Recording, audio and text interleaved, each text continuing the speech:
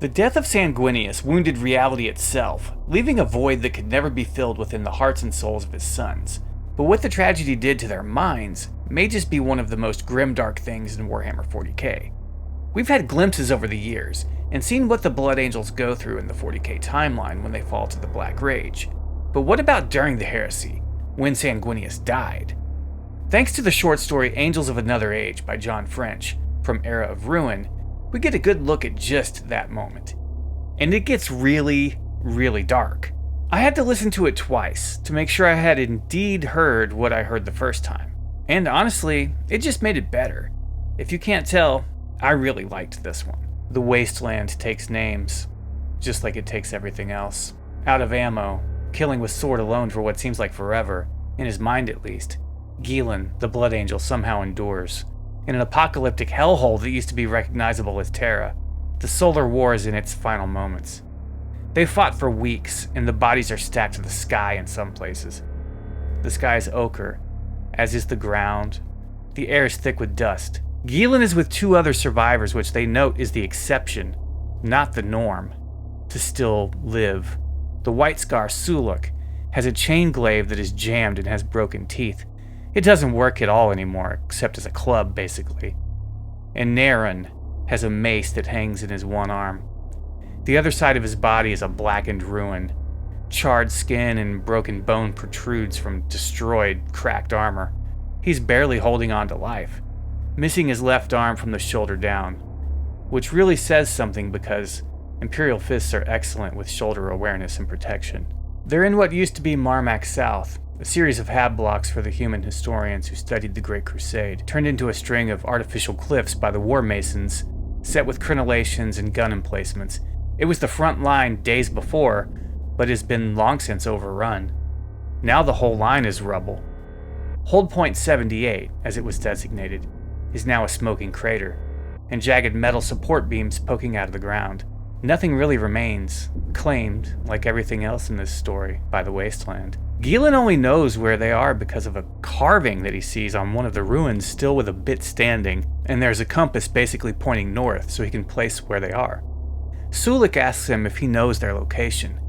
Guillon remembers being there before, part of the southern Marmak's line. That places them several hundred meters from where they had been fighting, but they basically all realize that the warp has been messing with Terra, and the battle's raging upon it.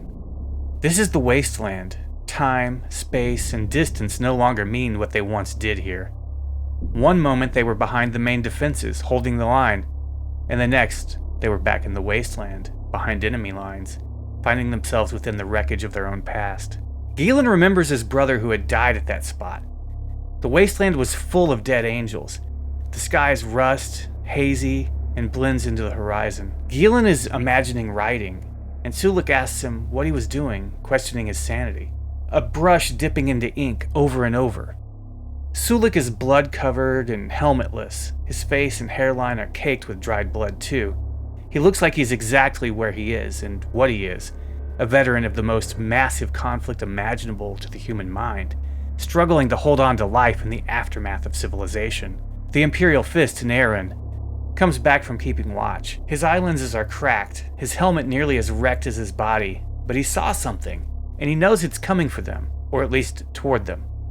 They're wandering aimlessly in the Wasteland, in the final moments of the greatest battle that humanity had ever seen. It seems quiet, even though it is not. Time is meaningless, and they notice that nearly everything they see is ruination, and bodies as far as the eye can see. Just total destruction. Literally billions of dead litter the field. The Eternity Gate has closed. Horus is ascendant, and Titans are striding through the ruins that were once cities. Billions continue fighting on, outside the defenses, waiting to die, but continuing to defy the traitors. Guillon keeps muttering fragments of ancient poetry, and Suluk notes that the Blood Angels are funny about being all about the arts, even to the White Scars who are consummate poets themselves. He asks if all the Blood Angels are high-minded poets. Guillon replies that some of them are painters. They have a good laugh. Then they see movement in the distance. 640 meters out, they see something moving towards them. Guillon and his friends make their stand. They just see this rippling dust cloud bearing down on them, not knowing what it is that it is. But readying their weapons. Only Guillon has a power weapon, otherwise they only have the broken chain glaive and the one-armed dude with the mace. Guillon just focuses on poetry, as he watches Terra itself dying. He goes to speak, and then he's struck, suddenly, as he feels his father, Sanguinius, the Great Angel, die aboard the Vengeful Spirit. He sees blood falling in the dark far away. Blood and feathers. Then his comm system crackles to life, and the voice of Baron comes into his ears. They were far away, but with the augmentation their helmets provided, the two Blood Angels were able to see each other through the distance. Across fields of dead bodies heaped up into small mountains, the two beheld one another as they spoke, as their father died. It was dawn, and the clouds and dust had peeled back to reveal the blue of the sky. Guillon starts tripping immediately. He sees blue skies, smells calming smells, instead of all the bodies and burning wreckage. Feels at peace, just completely feeling calm for a brief moment, reminiscing about growing up on Baal with Baron. He contemplates how the war had redefined eternity, just like everything else. How he and Baron were both patched into the command network and knew that the mainline attacks were going to continue in perpetuity, that it meant the enemy would keep coming until they were all dead, or they broke through. He's basically in a delusional state, knowing that a massive attack is imminent and it's only a matter of time before he dies. 3 Marines in the aftermath of the greatest apocalypse of all time, wandering in the wasteland as the warp is consuming the solar system itself, and the War Master's forces are on the cusp of taking the throne world, or the ruin that is left of it. And the strongest that remains, the most capable, the one with the functioning weapon, has completely checked out. He's off in La La Land, tripping down memory lane, so traumatized by Sanguinius' death that he snapped immediately, not even registering that he's in a grief-induced hallucinatory state. And he knew that there were not enough legionnaires to hold the line. Each one was spread out far from the others, as the Blood Angels had dispersed throughout the defenders to lead them in the battle, as it was inspiring for the regular humans to fight beside the Emperor's angels. There would be 1 Space Marine for every 10,000 humans, sometimes even less Marines than that. They were there to make sure the orders were followed, and integrity maintained, etc. But most of all, they were there to make sure that they were seen, that the war cries of Baal were heard, for they were Astartes, and had the Emperor's blood. They were there to inspire as much as anything else. But it was that clear dawn that came, even as the Emperor faced his once favored son, that allowed Guillon to see far enough to behold the next line adjutant over. Then at that moment, the Vox crackled with a human officer claiming that an attack was incoming. And that is when Guillon really feels what he's been struggling with. Sanguinius has fallen. He knows it to be true, and he knows Horus did it. He knows that the regular humans of the Imperium and everyone else will know it eventually, but to him, it's a physical fact. The bond between Primarch and Space Marine was beyond the flesh. It was something of the soul. And for the Blood Angels in particular, their bond with their genefather was probably the strongest of all. And for Guillon, it was a blackness, with white edges of pain tearing through him. He tasted blood. He was in darkness, falling, swearing denials into the void that it cannot be, that Sanguinius cannot be dead. He starts seeing the brush and the ink again, but now the ink is red. He sees a crimson smear across white, then total blackness and the revelation that he's dead. The black flashes to white, and then he's back, standing as he was, looking at the ochre wave rippling towards him. Some enemy charging from afar, kicking up a thick dust cloud, so obscured that Guillon couldn't see what it was, but it came nonetheless. Soon he realized that what they were, as they oozed towards him, are demons. Red glossed skin, smoke fuming from them, roaring as they come. Sulek shouts. Naren is bracing for impact, his mace ready to smash some heads, despite the fact he's basically half a Marine and on his last leg with one arm and a charred left side. Guillon sees none of it, as he feels his heart's being ripped out, having memories that never happened, more ink on canvas. Then he's in this moment of total calm, peace, standing on pale stone under a wooden canopy. He's totally lost it. He's noting the stone he's standing on is from an ancient mountain that was used to create ancient temples on Terra to the old gods of long-gone civilizations. And the pillars of the building he finds himself on are stone too, but a specific one from Caliban, gifted as giant pillars to Terra by the lion himself.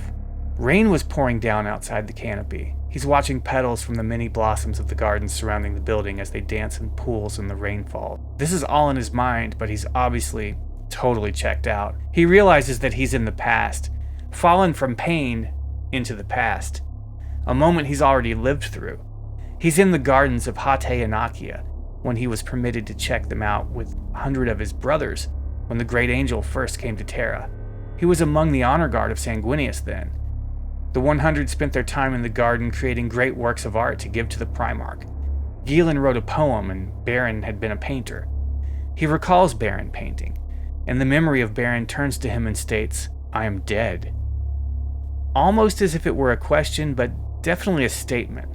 That's when Guillon agrees and tells Baron that, "Yeah, you died on the line at Marmac South 3 weeks before." Baron frowned and asked if he died well. Guillon recalled the Death Guard coming for them and Baron charging into a group of them who cut him down with axes and literally tore him apart. "You died well," Guillon said. It was heroic but horrific and most certainly extremely painful. Guillon didn't want to share the details of all that, even with his memory, or whatever vision he was having. "I died in the past.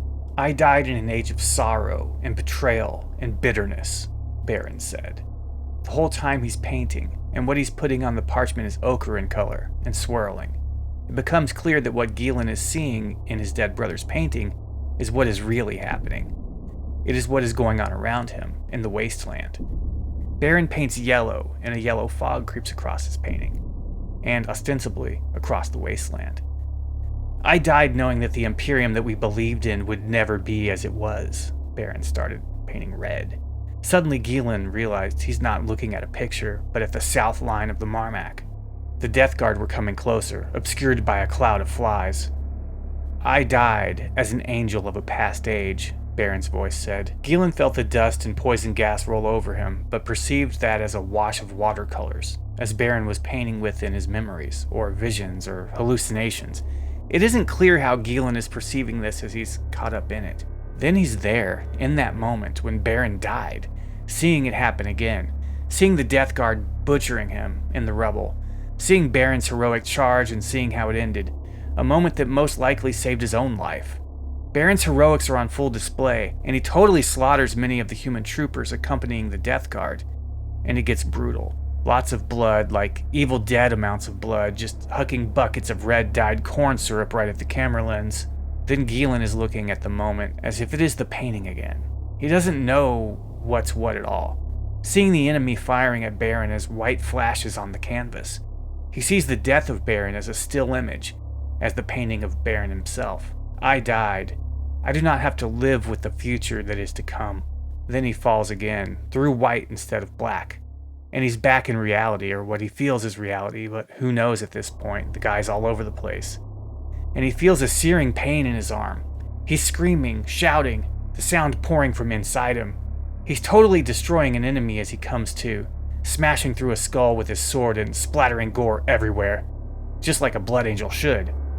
He finds himself surrounded by demons, bloodletters by the description of them.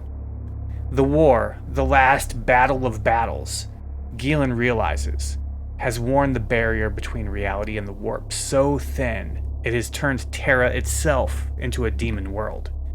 A realization he has even as he cuts the demons down with his sword. He wades out into the tide of demons away from Hold Point 78, into the ochre sea of dust and blades. He notes he's alone. He cannot hear Sulik or Naren, but isn't putting together why. If they are calling to him from the Hold Point, he cannot hear it. The demons start laughing at him, and the laugh is the sound of claws shredding feathers from an angel as it dies. Guillon cuts the demon down, then the next, then the next. Swords cut into his armor, but he doesn't let it slow him down. He wades deeper into the tide of demons, his blood pouring out and mixing with the ground. He feels it again, realizing his father is dead. He feels the claws tearing at his hearts, falling into the maw of oblivion. Yeah, this story is written rather poetically, which is appropriate. And the thoughts run through his head that Sanguinius is dead. Guillon is dead. The blood angels are dead. There is nothing else. He finds himself in a world that is cold, where only black and red exist, a sort of quasi-death state, it seems. And again, Baron speaks to him. "It is better that I fell when I did." Guillon is struck in the side by one of the black blades of the demons. It cuts through his armor, leaving a horrific wound in his side. The pain is excruciating, but it just disappears into the abyss that is now inside him. "I will always be as I was. I will not live with what you must," Baron says. The demon's sword pulls away from Guillon's side, tearing free of him and exposing a wound much worse than Guillon thought. A mortal wound, but Guillon notes that he's already dead. He cuts the demon in half, the pieces fall, and Guillon is still in the world of black and red. He then sees a bed of white feathers painted with the red of life as the power field on his sword fails. He turns just as a flesh hound leaps at him, and he jams his blade down its throat and out the back of its skull. The momentum of the hound impaling it so hard that the blade goes all the way through the skull and out the back of the neck where it hits the flesh hound's brass collar and makes it ring like a shattering bell. The hound tears into his shoulder, through his pauldron as it dies, but he doesn't even feel the pain of it at all, as he's literally a storm of pain and grief. He's despair itself, and even the pain of his mortal wounds are meaningless. The next line is one of the greatest quotes in Warhammer possibly. "The future is murder here in the wasteland, where angels are corpses, and rage drowns out all." He cuts 3 more demons down. He's covered head to toe in demon ichor. He becomes aware that Hold Point 78 is very far away now, and looks to be getting smaller. He wonders if Naren and Suluk still stand there. He wonders if it was their voices that he heard, calling above the roars of the demons. Yet at this point he's not remembering one moment from the next, and seems to be flipping through hallucinated realities rapidly, bouncing back and forth, as real-world dire events, including his own demise, are playing out all around him and about him. He goes deeper into the tide of demons. He hears the voices of Baron, Sanguinius, his brothers, all calling him from beyond the grave. He wonders what sort of limbo he's caught in, wondering if the wasteland is an afterlife of sorts, if he's alive or dead, and if he's alive, will he be stuck in that hellish nightmare for eternity? Just the wasteland and the demons, a never-ending tide of them, a battle he must fight in perpetuity. He continues to bleed out, his sword now broken, but he doesn't stop the slaughter. Demons fall all around him, though his body is in ruins. He fights on as the story ends, shedding demon blood, spilling it into the ochre dust, going on and on, slaying his way into the horizon. So, this story is epic. I have to say that it is extremely immersive and really gives you the feel of someone experiencing a dissociative episode, or a series of episodes actually. The death of Sanguinius and the Black Rage are much different than we thought. On some level, they're operating in a way that seems perfectly rational. But okay, let's get the elephant in the room out of the way. He killed his friends. Guillon cut down Naren and Suluk both and didn't even know he did it. I think this whole story is to show us how far gone the Blood Angels get because of their father's death. The Black Rage hits them like a freight train, and it is crippling on 1,000 different levels. But mostly it destroyed their mind and ability to reason completely, and replaces it with a series of remembrances and recollections of past battles and horrifying loss. I do believe that, like many Death Company Blood Angels on the tabletop, this guy didn't last too long after this. But yeah, it is pretty obvious that he killed his friends, even as he is wandering and wondering where they are and why they're not helping him. For all we know, there never even were any demons, just him butchering his friends who had survived the wasteland with him for weeks. It makes the loss of Sanguinius so much more tragic, and the way it affected his sons just seems to be horrifying. It goes so far beyond just seeing visions of Horus slaying Sanguinius. In many ways, the Death Company seemed to have a connection to the world of the dead, with one foot still in the realm of the living. I really enjoyed this story. No huge reveal, no crazy twist, just seeing what it was actually like to fall to the Black Rage. And it is insanity on every level. Makes me feel even worse for the Blood Angels. The way it came back to painting and paintbrushes and rinsing out brushes in the water of the paint and ink in them. how it rhymed like a poem, and how it blurred the lines between past, present, and future, as well as the lines between memory, thought, hallucination, and reality, all in the context of the warp taking Terra over, was really well done. It was extremely meta, as I felt the author was telling me to go paint my blood angels in 1,000 different ways. This was a horror story, and a psychological thriller. I love how the supreme act of betrayal that we know happened, the butchery of his companions, who he'd survived with through everything that had happened, as rare as that was, it was not even overtly stated, but we know what happened. I myself am not even sure that there ever were any bloodletters, or if there were, they may have been laughing as they watched the crazed blood angel slaughtering loyalist and traitor alike, indiscriminately, as he pondered poetry and painting in his mind. Guillon, you are Tyler Durden. The painting that you keep seeing Baron working on is yours, and you're painting it with the blood and entrails of your friends as the loss of your genefather tears your soul apart and shatters your mind. The wasteland itself, and how it is explained as a condition of reality, not a description of it, is in its own way a character of its own. Terra has never seemed so grim. Barren desolation for untold distances, the entire planet touched by the horrors of the warp on some level. It was truly grimdark, and occurring even as the Emperor fought Horus Lupercal aboard the Vengeful Spirit, as the traitors were set to breach the Inner Sanctum, and as Vulcan was set to activate the Talisman of Seven Hammers and destroy the throne world itself to deny Horus. This is pure grimdark, and I hope they keep up this sort of bleak, hopeless feel with the setting as they lean harder into the Horus Heresy game. I may have just liked this story the most of all out of the shorts in Era of Ruin. Let me know what you thought of it, if you read it, in the comments.